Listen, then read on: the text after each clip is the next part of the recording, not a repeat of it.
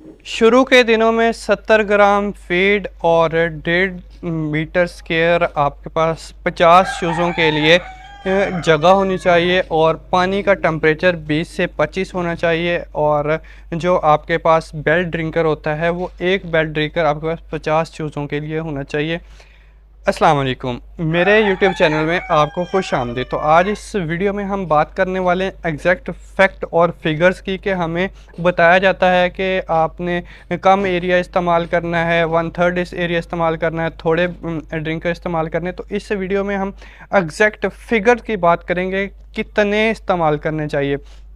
अब चूज़ा आने से पहले आपने डिसइंफेक्ट कर लिया, उसको अच्छे से फ्यूमिगेट कर लिया, जितने भी बैक्टीरिया थे उसको किल कर लिया, ठीक है। ड्राई वॉशिंग की, फिर आपने वेट वॉशिंग की। सारी वॉशिंग करने के बाद आपने 48 घंटे पहले अपने शेड को कूल डाउन करना है, ठीक है। 48 घंटे, जब 24 घंटे रह जाएँ फिर आपने अपने जो शेड है उसको गर्म करना है। ना सिर्फ अंदर का टेम्परेचर गर्म होना चाहिए, 24 घंटे का फ़ायदा क्या होता है कि उसके अंदर जो लिटर है या पाइपलाइंस हैं, जितने भी आपके पास जो अपने एरिया है, बिल्डिंग है, उसको आपने गर्म करना होता है, ताकि उसके अंदर हीट जो है वो सस्टेन रह सके, उसके अंदर मौजूद रह सके।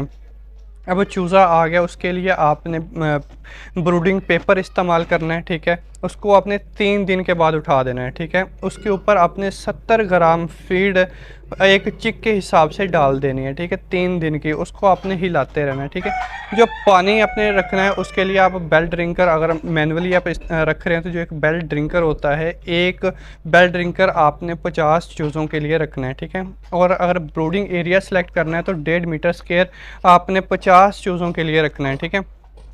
तो ये एरिया हो गया, ठीक है। उसके बाद अगर आपने लिटर रखना है ब्रॉयलर के लिए तो आपने 2 से 3 इंच गर्मियों के अंदर रखना है, और 3 से 4 इंच जो होता है वो सर्दियों के लिए उसकी डेप्थ रखनी है, उसकी हाइट रखनी है। उसके अलावा आपने उसको बायोसिक्योरिटी के लिए उसको बायोसिक्योरिटी को मेंटेन करना है। उसके लिए आपके पास फंक्शन बायोसिक्योरिटी होनी चाहिए, डिप होना चाहिए बाकायदा। और जब आप चूज़े को रख दें अपने शेड के अंदर तो उसके लिए आपके पास प्रॉपर उसका जो मैनेजमेंट है वो होनी चाहिए। वेंटिलेशन आपने प्रॉपर रखनी है। स्टॉकिंग डेंसिटी जो होती है, मैंने आपको बताया कि बहुत ज़्यादा नेगेटिवली इम्पेक्ट करती है ग्रोथ के ऊपर। हम क्या करते हैं, कहते हैं कि छोटा चूज़ा है, ज़्यादा डाल देते हैं, क्या फ़र्क पड़ता है, जब तक इसने पूरे शेड में जाना है। और तो तब तक इसमें से कुछ ना कुछ जो चूज़ा है वो मर जाएगा, मोर्टेलिटी हो जाती है 1 से 2% तक। तो आप पहले ही 1 से 2% तक ज़्यादा ले लेते हैं, जिससे क्या होता है कि जो आपके बर्ड की ग्रोथ है वो रिटार्ड हो जाती है, कम हो सकती है। उस पर मल्टीपल फैक्टर्स जो होते हैं वो इफ़ेक्ट कर सकते हैं, और आपके बर्ड की जो FCR है उसको डाउन कर सकते हैं। स्टॉकिंग डेंसिटी आपने मेंटेन रखनी है, वेंटिलेशन आपने प्रॉपर करनी है। उसकी फीड जो है वो मैंने बताया कि 70 ग्राम एक चिक के हिसाब से 3 दिन के लिए डाल देनी है, ठीक है। और उसके अलावा वाटर का जो टेम्परेचर रखना है वो 20 से 25 रखना है, क्योंकि जो रूम टेम्परेचर पे जितना पानी आपका कूल डाउन होगा बर्ड उतना ज़्यादा जो वाटर ज़्यादा पिएगा। उसके बाद अपने क्रोफिल टेस्ट करना है, जिसके अंदर आपके जो क्रॉप होगी वो पता चलेगा कि आपके जो बर्ड हैं वो आया कि वो आ रहे हैं फीड के ऊपर, पानी के ऊपर कि नहीं। उसके लिए 24 घंटे तक आप डिफरेंट फेजेस के अंदर आप उसकी क्रॉप चेक करते रहते हैं, मतलब उसका पोटा चेक करते हैं कि उसके अंदर फीड है, पानी है। अगर उसके अंदर फीड नहीं है या पानी नहीं है तो आप उसको अच्छे तरीके से मेंटेन करें, देखें कि कहाँ पे आपकी कमी हो रही है, ठीक है।